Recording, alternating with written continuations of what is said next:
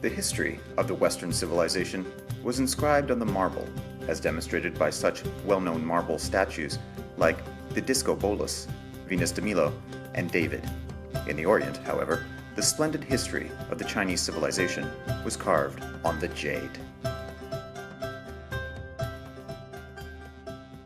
China is a major producer of jade materials and also the stronghold of jade carving art. As a distinctive art and one of the oldest carving varieties in China, jade carving has a long history of over 7,000 years. Artisans generally use different skills to cut different kinds of jade materials. Depending on the natural color and texture of the jade materials, they come up with their ideas carefully and carve out the jade painstakingly before they finally become the exquisite artworks. Delicate jade carvings are just lifelike and vivid. They can look still or motional and can be slender or full of momentum. Every exquisite jade carving has a certain kind of subtle elegance behind it. In the Lushou Hall of the Forbidden City, there is a spectacular and exquisitely carved jade sculpture called Great Yu Controlling the Floods, a legendary story in ancient China. Viewers can see a landscape of towering mountains, turbulent torrents and waterfalls, and giant trees, and a troop of laborers under the leadership of the Great Yu were tirelessly tunneling through solid rocks and dredging the river.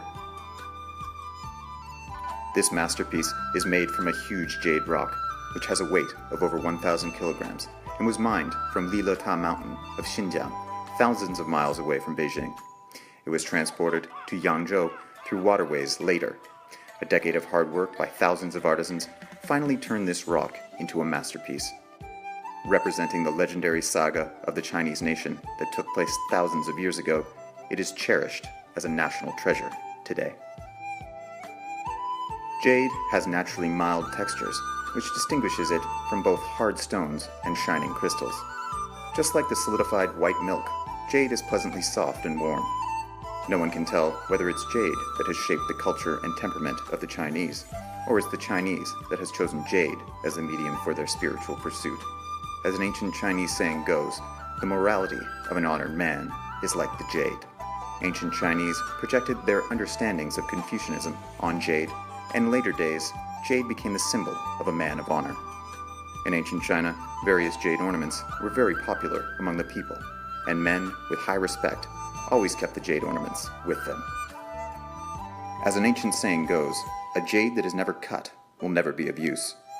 The Chinese values jade carvings highly, not only because of their elegance, but also due to the process by which they are carved out from crude materials.